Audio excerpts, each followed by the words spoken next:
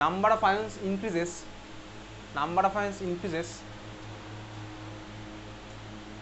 as degree of dissociation increases. Degree of dissociation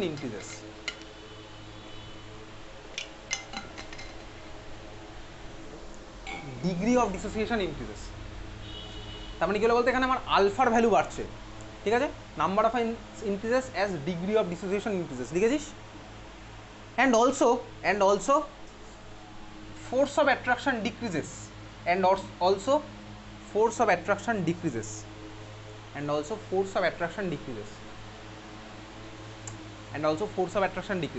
বোঝা গেছে? হ্যাঁ ভাই, বোঝা গেছে, ক্লিয়ার। আচ্ছা, এই মাত্র যেটা পড়লাম এটাকে বলে হচ্ছে ডিওডি এফেক্ট বা ডিগ্রি অফ ডিসোসিয়েশন এফেক্ট। এই মাত্র আমি তুই যেটা পড়লাম সেটাকে বলে ডিগ্রি অফ ডিসোসিয়েশন এফেক্ট। আর কিছুক্ষণ আগে যেটা পড়েছিলাম ওটাকে কী বলে বলতো ভলিউম এফেক্ট, ঠিক আছে, মনে থাকবে। এগুলো তোর পরীক্ষাতে দেয় না। এটাকে কী বলে ভলিউম এফেক্ট, আর ওটাকে কী বলে ডিগ্রি অফ ডিসোসিয়েশন এফেক্ট, বোঝা গেছে? তাহলে দুখানা কেসেই আমার কী হলো, নাম্বার অফ আয়ন আমার হয়েছে কি বেড়েছে, ওই জন্য আমার দুখানা কেসেই জি এর ভ্যালু বাড়লো। এত অবধি ক্লিয়ার? জি এর ভ্যালু আমার বেড়েছে। নাম্বার 2 নাম্বার এতক্ষণ করছিলাম জি এর ভ্যালু বাড়বে না কমবে। এমসিকিউতে কোশ্চেন দেবে লঘুতা বৃদ্ধিতে কী হয়, জি এর মান বাড়বে না কমবে, বা গাঢ়ত্ব বৃদ্ধিতে কী হয়। তাহলে বল গাঢ়ত্ব বাড়ালে কী হবে, পরিবাহিতার মান বাড়বে না কমবে? গাঢ়ত্ব বাড়ালে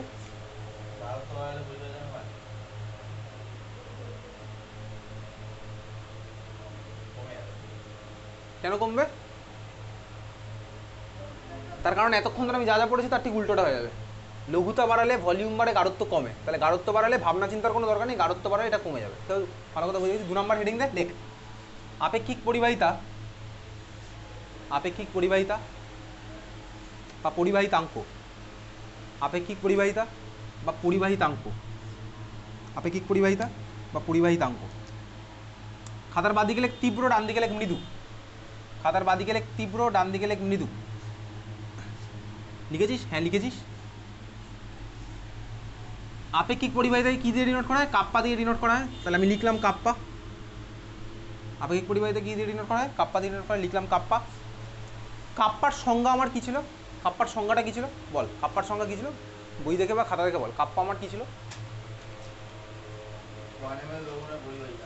1 ml এর যে পরিবাহিতা, তাই তো? 1 ml এর পরিবাহিতা। এইবারে তুই ভাব, ধর আমার কাছে মৃদু তীব্রর দিকে আমি আঁকছি ছবিটা। তীব্রর ক্ষেত্রে ধর আমার সলিউশন ছিল, এটা হচ্ছে ধর আমার 1 ml, মানে আমি কিউব ভাবতেই পারি, কিউবের ভলিউম হচ্ছে আমার 1 ml।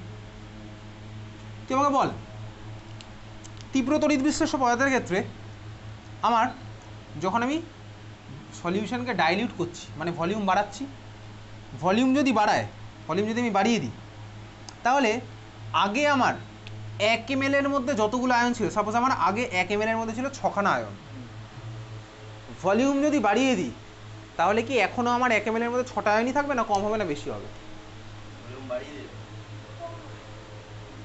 1 ml এর মধ্যে ভলিউম কম হবে। কেন?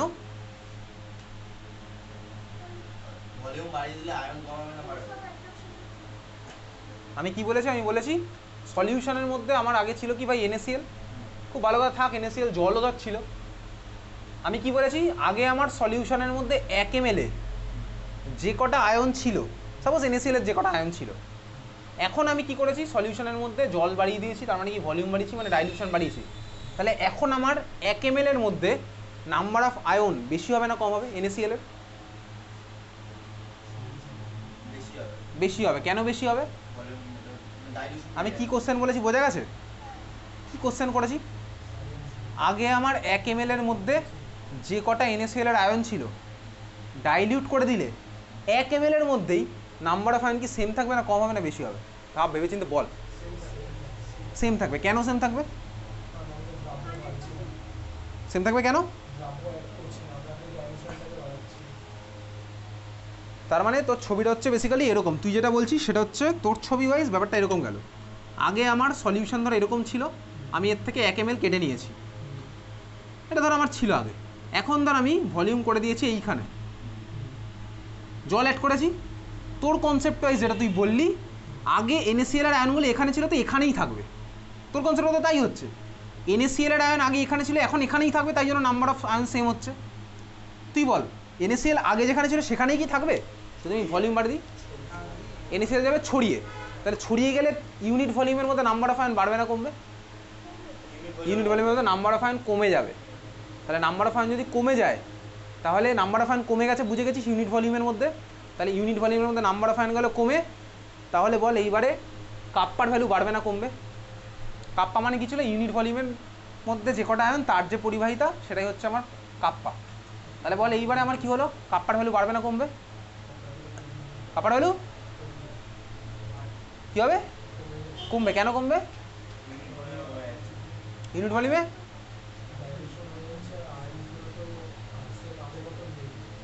আগের মতন যা ছিল তাই আছে, নাম্বার অফ আয়ন গেছে কমে। এখন আমার নাম্বার অফ আয়ন গেছে কমে, নাম্বার অফ আয়ন যদি কমে যায় তার মানে এদের পরিবাহিতা কমে যাবে স্বাভাবিকভাবেই, পরিবাহিতা কমে গেলে আমার কাপ্পার ভ্যালুও কমবে। তার মানে আমি লিখে রাখলাম কি, একক লেখ, একক আয়তনে আয়ন সংখ্যা হ্রাস পাওয়ায় পরিবাহিতাঙ্ক হ্রাস পাবে।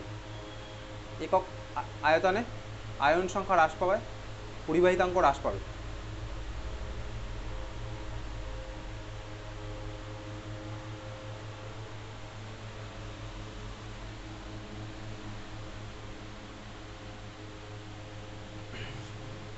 এই যে এফেক্টটা, এই এফেক্টটা কি বলে? এটাকেই বলে ভলিউম এফেক্ট স্বাভাবিকভাবেই, এটাকেই বলে ভলিউম এফেক্ট। মৃদুর ক্ষেত্রে কি দেখবো? মৃদুর ক্ষেত্রে আমার দুখানা এফেক্ট আছে। মৃদুর ক্ষেত্রে এই এফেক্টটা যেমন এটা তো হবেই, সাইমালটেনিয়াসলি আরও একটা এফেক্ট হবে। কোন এফেক্ট হবে? মৃদুর ক্ষেত্রে আরেকটা এফেক্ট হবে হচ্ছে, দেখ আগের বার NaCl আমার নাম্বার অফ আয়ন সেম ছিল, নাম্বার অফ আয়ন ওভারঅল সলিউশনে সেম ছিল, ওই জন্য আমার ইউনিটের মধ্যে কমে যাচ্ছিল। ওভারঅল সলিউশনের মধ্যে নাম্বার অফ আয়ন সেম ছিল, ওই জন্য আমার ইউনিটে কমে যাচ্ছিল। এইবার আমি মৃদুর জন্য যদি বলি, মৃদুর ক্ষেত্রে ভলিউম বাড়ালে আমার কী হয় ভাই? ভলিউম বাড়ালে আমার আয়নও বাড়ে। তাহলে এখানে কিন্তু আমার নাম্বার অফ আয়নও বাড়ছে, আবার এই ভলিউম এফেক্টটাও হচ্ছে, দুখানা এবার একসাথে হচ্ছে। তার মানে আলটিমেটলি কী হবে? দেখ যদি আমার নাম্বার অফ আয়ন বেড়ে যায় তাহলে আমার কাপ্পার ভ্যালু বেড়ে যাওয়ার কথা, আর যদি আমার ভলিউম এফেক্ট হয় তাহলে আমার আলটিমেটলি কাপ্পার ভ্যালু কমে যাওয়ার কথা। আলটিমেটলি যেতে হচ্ছে আমার ভলিউম এফেক্টে। তার কারণ কি ভাই? নাম্বার অফ আয়ন এতটাও বেশি বাড়ে না যে ইউনিট ভলিউমে আমার নাম্বার অফ আয়ন বাড়তে থাকবে, এতটাও বেশি হয় না। তার মানে সেকেন্ড কেসে আমার জিতবে কে? বুঝলি, সেকেন্ড কেসে আমার জিতবে কে? ভলিউম এফেক্ট আমার জিতলো, গিয়ে আমি একইভাবে একই অ্যান্সার লিখে রাখবো, তাহলে এই হচ্ছে আমার অ্যান্সার, বইয়ের মধ্যে লেখা আছে। ঠিক আছে, বুঝতে পেরেছিস? তাহলে সেকেন্ডটাও একই, আমার কী হলো? কাপ্পার ভ্যালু একইভাবেই কমলো। ক্লিয়ার, বোঝা গেছে? সেকেন্ড কেসে আমার কী হলো? কাপ্পার ভ্যালু আমার কমেছে। 3 নম্বর এবার খাতা হেডিং দে, মোলার পরিবাহিতা। মোলার পরিবাহিতা করলে তুল্যাঙ্ক পরিবাহিতা একসাথেই হয়ে যাবে। 3 নম্বর হেডিং দেখি মোলার পরিবাহিতা। মোলার পরিবাহিতার ফর্মুলা কি? Lambda M. মোলার পরিবাহিতার ফর্মুলা কি? Lambda M. ঠিক আছে, ল্যামডা এম। আচ্ছা, খাতার বাঁ দিকে লিখবো তীব্র, ডান দিকে লিখবো হচ্ছে মৃদু। বাঁ দিকে হচ্ছে তীব্র, ডান দিকে হচ্ছে মৃদু। মোলার পরিবাহিতা, ঠিক আছে? মোলার পরিবাহিতা লিখেছিস? তাহলে মোলার পরিবাহিতা আমার বাড়বে না কমবে? এখন প্রশ্ন হচ্ছে মোলার পরিবাহিতা বাড়বে না কমবে? তোর কি মনে হয় মোলার পরিবাহিতা বাড়বে না কমবে? বল দেখি, মোলার পরিবাহিতা বাড়বে না কমবে? কি মনে হয়? কেন? আমি সব কিছু এখন ডাইলিউশনের রেসপেক্টেই করছি। মোলারিটি হচ্ছে আচ্ছা চল, তীব্র মৃদু লিখেছিস, খুব ভালো কথা। ল্যামডা এম এর ফর্মুলা আমার কি আছে? ল্যামডা এম এর ফর্মুলা কি? কি আছে ফর্মুলা বল? 1000 কাপ্পা বাই মোলারিটি, এই হচ্ছে আমার ফর্মুলা। তুই আমাকে বল, যদি আমি ডাইলিউশন বাড়াই, তাহলে এইমাত্র দেখলাম ডাইলিউশন বাড়ালে কাপ্পা আমার বাড়ে না কমে? কাপ্পা আমার কমে। তাহলে ল্যামডা এম আমি কী করছি? সব কথা ডাইলিউশন বাড়াচ্ছি, তাহলে কাপ্পা আমার কমবে। কাপ্পা কমলে ল্যামডা এম কী হওয়া উচিত? বেড়ে যাওয়া না কমে যাওয়া উচিত? কমে যাওয়া উচিত। বুঝতে পারছিস? হ্যাঁ ভাই, বুঝতে পারছিস। তো আমাকে বল ডাইলিউশন বাড়ালে মোলারিটি বাড়বে না কমবে? ভেবেচিন্তে বল, ডাইলিউশন বাড়লে মোলারিটি বাড়বে না কমবে? কমবে। কেন কমবে আর বাড়লে কেন বাড়বে? কেউ কেউ বাড়বে বলেছে।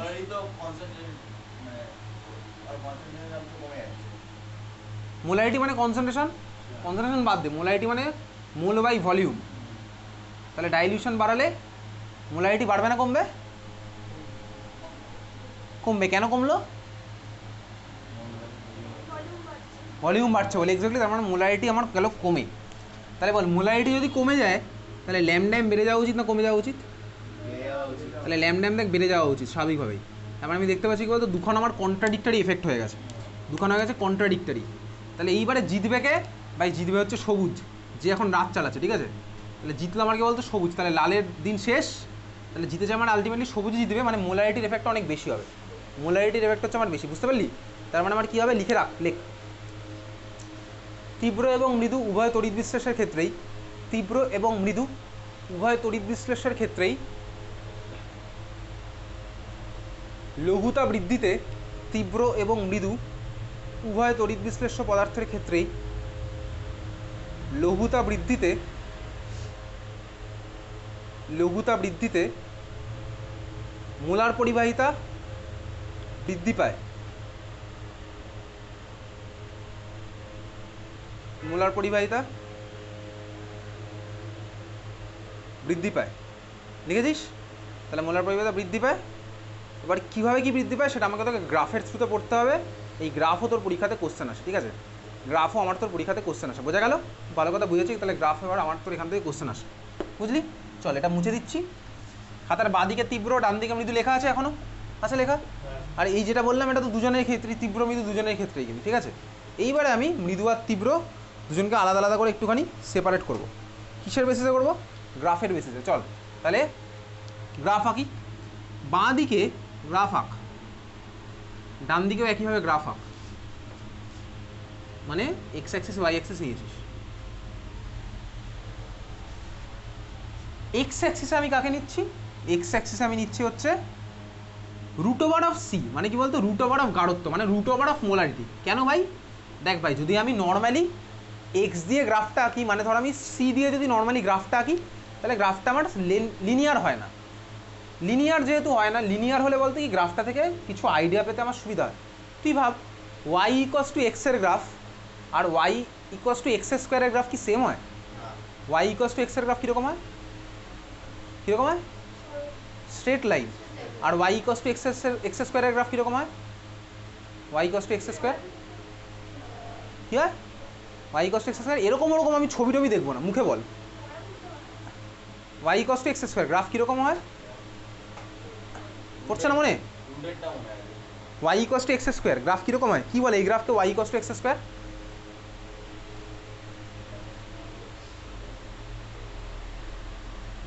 পরাবৃত্তর ইংলিশ কি বাই দেয়? তাহলে ওয়াই ইকোয়াস টু এক্স স্কোয়ারের গ্রাফ কীরকম হয়? জোরে বলে আমি শুনতে পাই না কানে। Parabola, exactly Y equals to X square হচ্ছে আমার প্যারাবোলিক গ্রাফ, তাই না? X square equals two 4ay, তার মানে x square equals to y, graph হচ্ছে আমার প্যারাবোলার মতন। তো বেসিক্যালি এই গ্রাফটা আমি কী পাচ্ছি চল দেখা যাক। চল আমি তাহলে ওয়াই অ্যাক্সিসে কাকে নিচ্ছি বলতো? মোলার পরিবাহিতা, lambda M versus root C. যদি আমি এটা আমি আঁকছি কার জন্য? তীব্র। তুই আমাকে বল এটা আমার কি আছে? অরিজিন। এটা আমার আছে অরিজিন। তুই বলতো আমি এখান থেকে ওদিকে গেলে ডাইলিউশন বাড়ছে না ওদিক থেকে এদিকে আসলে ডাইলিউশন বাড়ছে? ভেবে চিন্তে বল। লেফট টু রাইট গেলে আমার ডাইলিউশন বাড়ছে না রাইট টু লেফট আসলে আমার ডাইলিউশন বাড়ছে? রাইট টু লেফট আসলে আমার ডাইলিউশন বাড়ছে। কেন? কনসেন্ট্রেশন কমছে, এক্স্যাক্টলি কনসেন্ট্রেশন কমলে আমার ডাইলিউশন বাড়বে। তাহলে আমি গ্রাফের নিচে একটু এইভাবে লিখে রাখছি। কীভাবে লিখে রাখছি? ওদিক থেকে এদিকে একটা অ্যারো দিচ্ছি, দিয়ে লিখছি কি লঘুতা বৃদ্ধি পাচ্ছে। বুঝতে পারছি? হ্যাঁ ভাই বুঝতে পারছি। গ্রাফের ওদিক থেকে এদিকে আসলে আমার কি হচ্ছে? লঘুতা আমার বৃদ্ধি পাচ্ছে। এত কি ক্লিয়ার? ঠিক আছে, দেখেছিস? খুব ভালো কথা।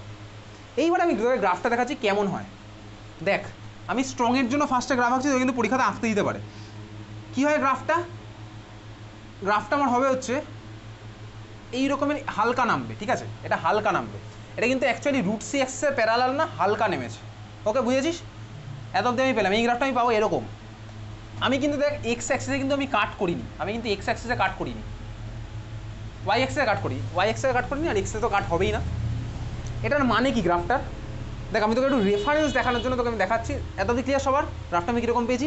আমি কিন্তু এই রকমের গ্রাফ পাইনি, আগেই বলছি। ওই আঁকলে কিন্তু পরীক্ষাতে নাম্বার পাবি না। আবার এক্স্যাক্টলি প্যারালাল আঁকলেও নাম্বার পাইনি, একটুখানি কমাবো এরকম। এটার মানে কি? মানে হচ্ছে ভালো করে দেখ, ধর আমার সলিউশনের গাঢ়ত্ব ধর ছিল এখানে, তাহলে যখন গাঢ়ত্ব এখানে, আমার মোলার পরিবাহিতার ভ্যালু কোনটা হবে? এই সব জায়গায় একটা পাবো। আমি ধর লঘুতা বাড়াচ্ছি, তার মানে গাঢ়ত্ব কমাচ্ছি, ধর গাঢ়ত্ব আমার কমেছে এখানে, তাহলে গাঢ়ত্ব কমলে দেখ আমার কী হলো বলতো, মোলার পরিবাহিতা কী হচ্ছে বলতো, বেড়ে গেছে না? অবশ্যই এই ভ্যালুটা, এটা তো আমার এটার থেকে বেশি, দেখতেই পাচ্ছি, গ্রাফ থেকে দেখতে পাচ্ছি।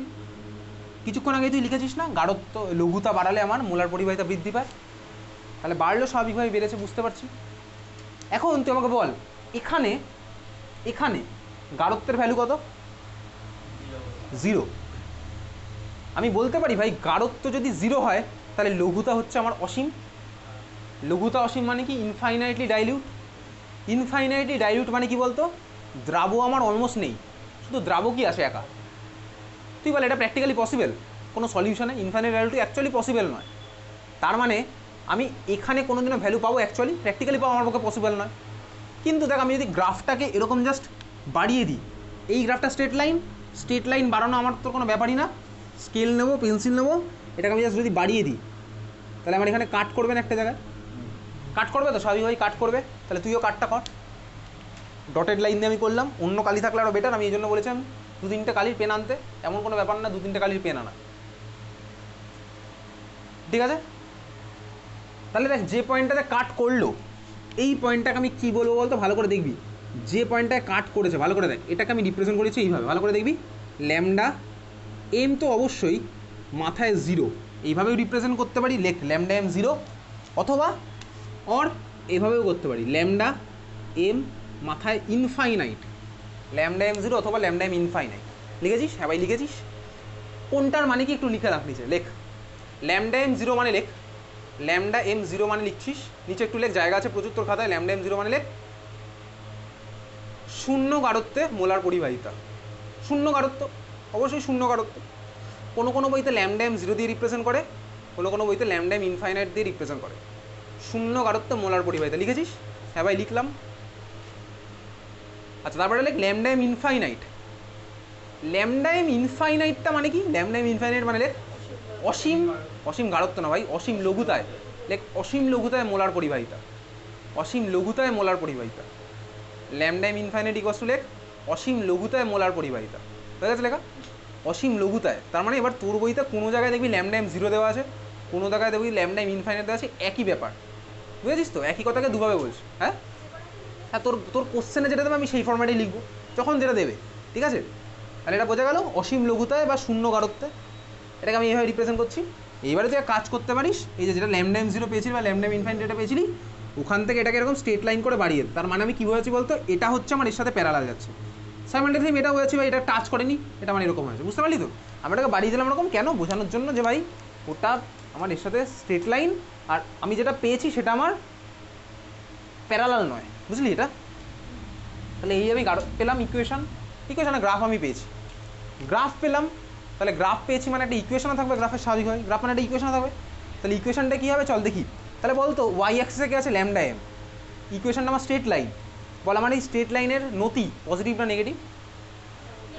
নেগেটিভ।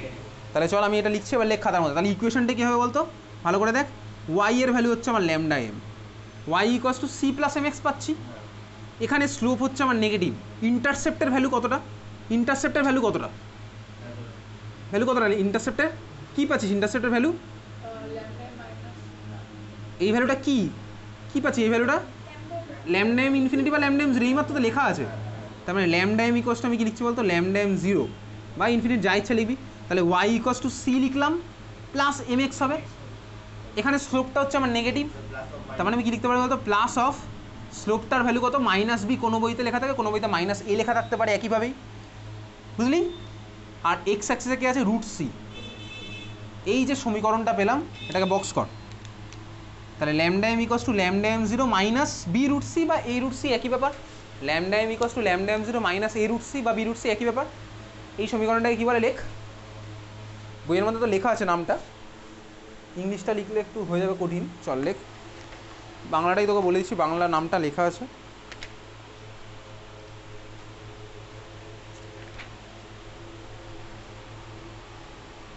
কই রে ভাই, কিন্তু গ্রাফটাই দেয়নি বইয়ের মধ্যে, কিন্তু গ্রাফ থেকে কোশ্চেন তো আসে, এটাই তো মজার ব্যাপার। লেখ ভাই, লেখ ইকুয়েশন নাম লেখ, Debye Huckel Debye Huckel Onsager equation, ও এর মাথায় চন্দ্রবিন্দু, হ্যাঁ, ওসাজার ইকুয়েশন, ওসাজার সমীকরণ, ডি বাই হুকেল ওসাজার সমীকরণ। হ্যাঁ, ওটা ওটা অন্য, ওটা মৃদুর দেওয়া আছে, দেখ মৃদুর দেওয়া আছে, D by Huckel Onsager equation, ঠিক আছে। ইংলিশটা স্পেলিংটা লিখে রাখ, ইংলিশ স্পেলিংটা অ্যাকচুয়ালি সোজা DEBYE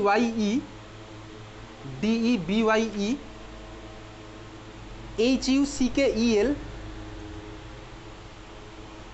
আর ওসাজারের স্পেলিং হচ্ছে ONSAGER, ONSAGER, না একজনের নাম, ডিভাইওকাল ওসাজার, ঠিক আছে, ডিভাইওকাল ওসাজার ইকুয়েশন মনে থাকবে।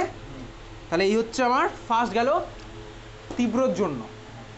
মৃদুর জন্য কি হবে পরের দিনের ক্লাসে দেখবো, মৃদুর জন্য পরের দিনের ক্লাস থেকে স্টার্ট হবে, ঠিক আছে। দেওয়া আছে, এবার দুখানে একসাথে কম্বাইন করে দিয়েছে, দেখ দিয়েছে কিন্তু ইকুয়েশনটার নামটা দেয়নি, ইকুয়েশনটাও দেয়নি, আছে হয়তো পিছন দিকে কোথাও একটা ওই স্পেশাল নোটের জন্য বা উচ্চ মাধ্যমিক পরীক্ষার্থীর জন্য বিশেষ প্রশ্নোত্তরের মধ্যে তো দিয়েছে, ঠিক আছে। যাই হোক চল, এটা দেখে রাখলি। তাহলে এই সমীকরণটা কিন্তু মনে রাখবো কেন, কারণ দেখ এখান থেকে তো ডাইরেক্ট কোশ্চেন টেস্ট পেপারে দেখতে পাবি কীরকম আসে কোশ্চেন। তোকে বলবে যে গাঢ়ত্ব 0 হলে মানে সি এর ভ্যালু 0 হলে lambda M R lambda M জিরোর মধ্যে সম্পর্ক কী হবে, সম্পর্ক ইকুয়ালস টু হয়ে যাবে, সি ইকুয়ালস টু 0 হলে আমার এই দুটো হয়ে যাবে ইকুয়াল, বুঝলি তো। এই ধরনের কোশ্চেন টেস্ট পেপারে দেখতে হবে, ঠিক আছে। তাহলে আজকে এত অবধি, দেখা হচ্ছে বুধবার সকালে, বুধবার সকাল 7টা, স্কুল আছে তো বুধবার সকালে।